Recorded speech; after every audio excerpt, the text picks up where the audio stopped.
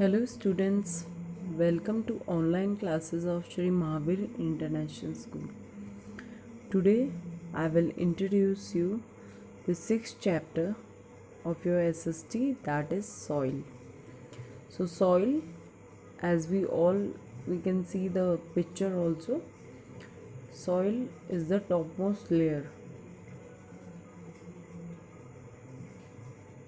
the earth.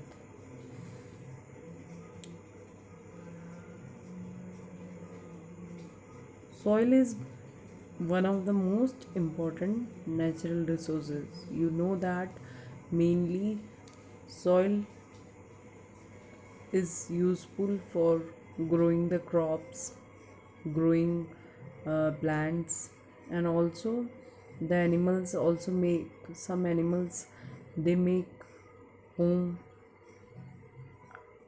under the soil, and some insects also, many living organisms that also live in soil also. So soil is very useful. It is topmost layer of the earth's surface on which plants and trees grow. The soil we see around us was not formed in a day. But do you know that the soil we see, that is topmost layer, was not formed in a day? It takes lot of years, or you can say many years, millions of years. Soil is formed by the breaking of rocks into the small pieces. But when you see the picture of the soil, you can see that it is small particles. But it is not in its original form. What happens? um, how the soil is formed? It formed by the breaking of the rocks. When the rocks break, they split into small particles, and that small pieces then further split into smaller particles. Finally, by the action of the climate, living organism, the top soil is formed. That means they also climate and living organisms, small living organisms, that also help in breaking of the soil into small particles. These small particles carried to different places by running water and wind. That means the soil is further taken by wind and water to different kind of places or different areas. Types of soil. Now, how many types of soil are there? In India, different types of soil are found based on its various physical features and climate. In India, soil can be categorized into six types. So first is alluvial soil. You can see the picture. Okay, that is the most fertile soil found in India.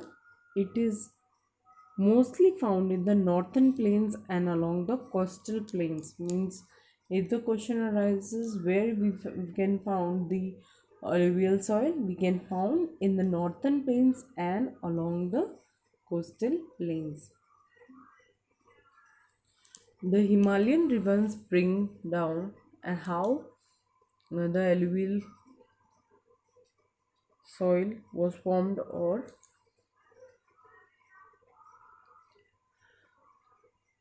what happens, what is the procedure of that alluvial soil?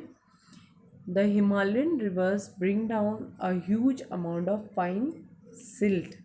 Silt is also small particles of the rocks which gets deposited on the river banks. It is rich with all mineral nutrients and retain moisture for long.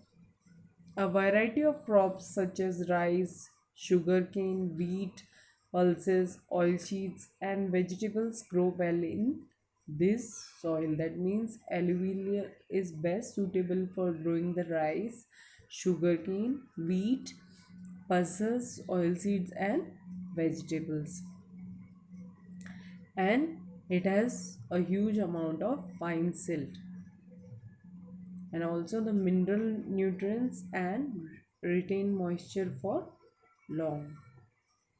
Black soil, you can see the picture also, that is black in color. This soil is formed by rocks that are made of ancient lava. Okay, hot lavas that make the black soil. It is dark brown in color, mostly it is in dark brown or blackish color. Black soil is found in large parts of Maharashtra, Madhya Pradesh, Gujarat, Karnataka, Andhra Pradesh, Telangana and Tamil Nadu.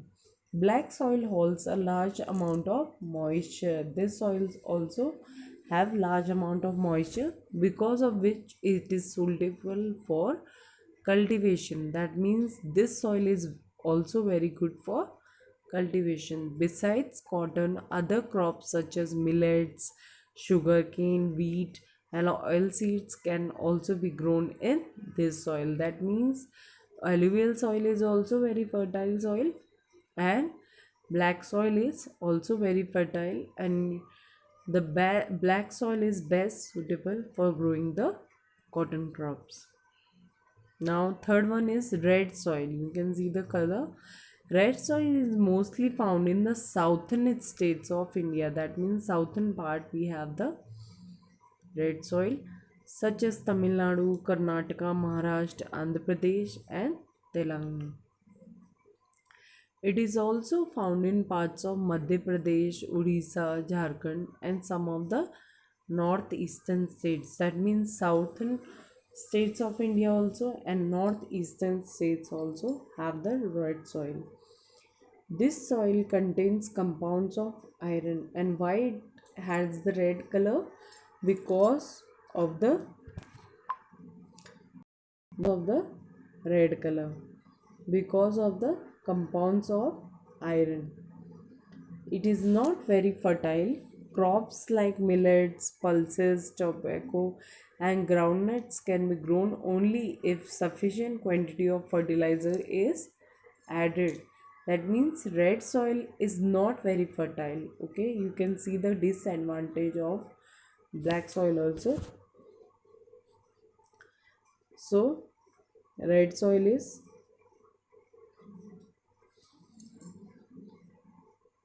not very fertile. It has red color because of the compounds of iron. Crops like millets, pulses, tobacco, and groundnuts can be grown only if it has the sufficient quantity of fertilizers.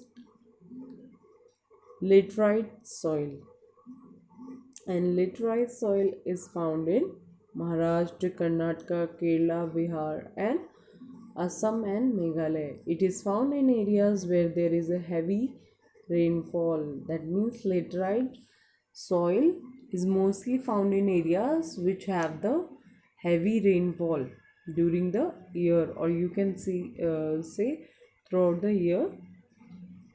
It is poor in nutrients and ground in nature. That means it doesn't have many nutrients.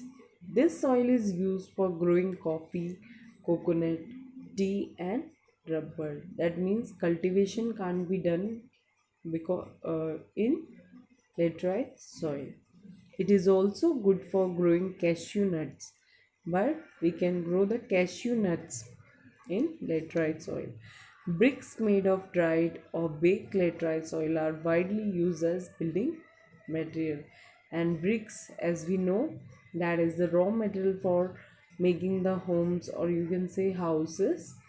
So that are made with the help of laterite soil. The laterite soil is best suitable for making the bricks, and they are also very strong for making the houses. Mountain soil, as the name suggests, they are mostly found in mountain areas, or you can say hilly areas. This soil varies from place to place. That means it has the different texture, different color. It is found in the foothills of eastern ranges, Arunachal Pradesh, Uttarakhand, Himachal Pradesh, as well as Jammu and Kashmir. Mountain soil is rich in nitrogen and humus, but they are rich in nitrogen and humus. Which soil is mostly rich in nitrogen and humus? Mountain soil. Humus is a natural fertilizer formed from dead leaves and plants.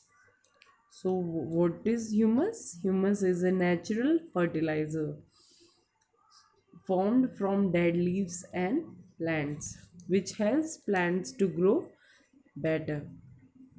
Crops such as tea, spices, and fruits are grown in it.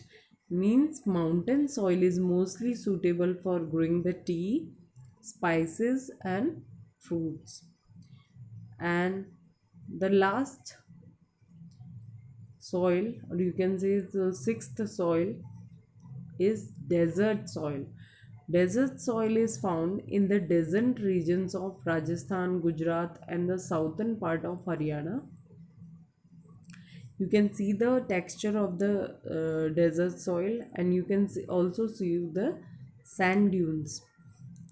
This soil is sandy and porous, but with the help of irrigation, crops such as barley, maize, dates, pulses, and cotton can be grown. Means it doesn't have lots of moisture, but some crops can be grown in desert regions also, desert soil. You can see the map is given which shows the different kind of soils found in different areas of India. You have to learn this map also properly, that which soil you can found in which areas. Like mountain soil, you can see mostly Jammu Kashmir, Himachal Pradesh, Chandigarh, Uttarakhand. Okay, these type of places are there. Sorry, not Chandigarh, Himachal Pradesh, Jammu Kashmir, and Uttarakhand. Alluvial soil, you can see Punjab, Haryana, Delhi, Uttar Pradesh, and some parts of Rajasthan, Uttar Pradesh, Bihar, West Bengal, Assam. Okay, you can see these parts. Desert, you can see Rajasthan,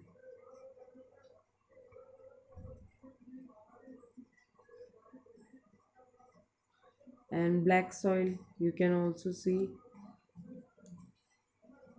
Madhya Pradesh, Maharashtra, Dadar and Nagar Haveli, Karnataka. Laterite soil and red soil, Arunachal Pradesh, Meghalaya, Manipur, Mizoram, in some parts of Telangana, Chhattisgarh, Odisha, Jharkhand, Andhra Pradesh, Tamil Nadu.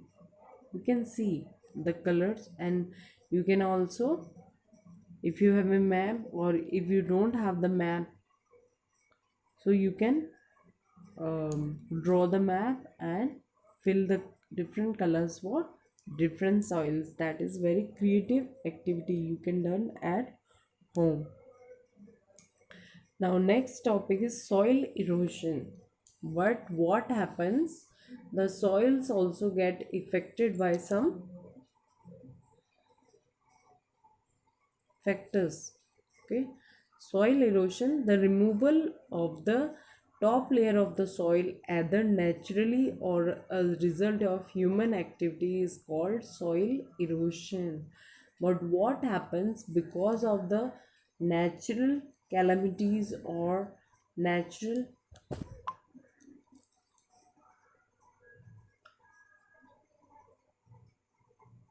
environments, different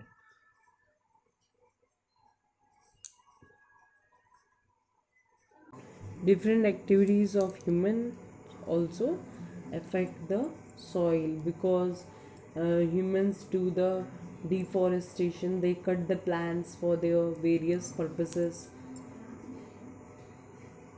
Loss of topmost layer adversely affects the fertility of the soil, and because of the human activities and pollution and other factors that damages the environment, that adversely affect the fertility of the soil. Now we don't have the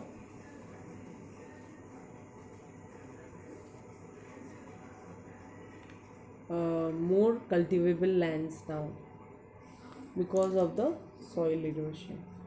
We have some losses. And what are the causes of soil erosion?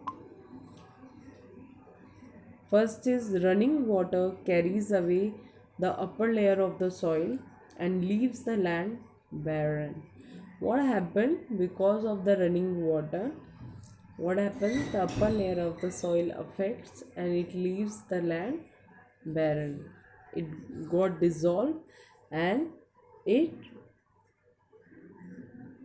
run from one place to another with water, running water. Second, strong winds blow away the top layer of the soil.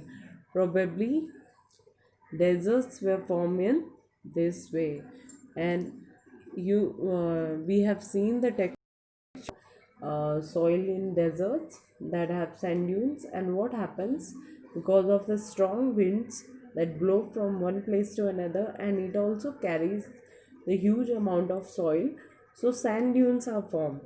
So many specialists say that that's why deserts are formed in this way only.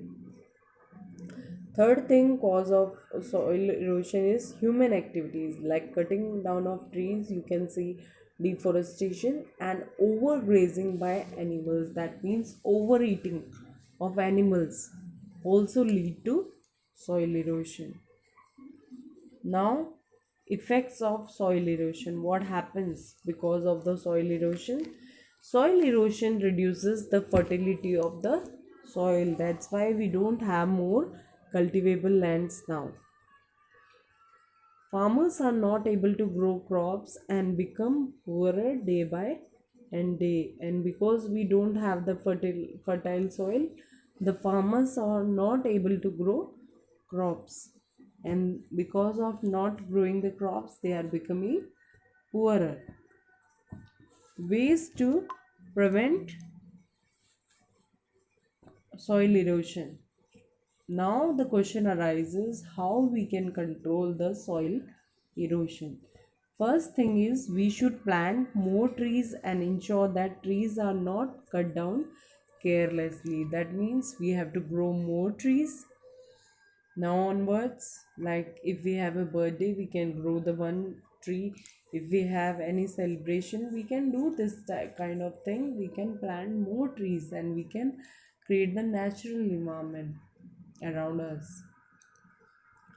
Second is embankments should be built around the fields. That means so that our fields are protected from overgrazing of the animals, and we can grow the different crops, and also trees can also grow properly because of the embankments.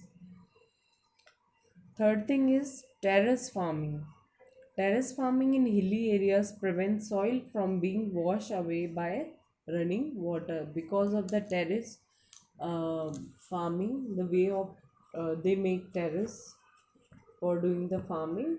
So in this manner, the soil can't be run by the running water, can't be drawn from one place to another, and that is placed in one place only. That's why the terrace farming is mostly done in hilly areas.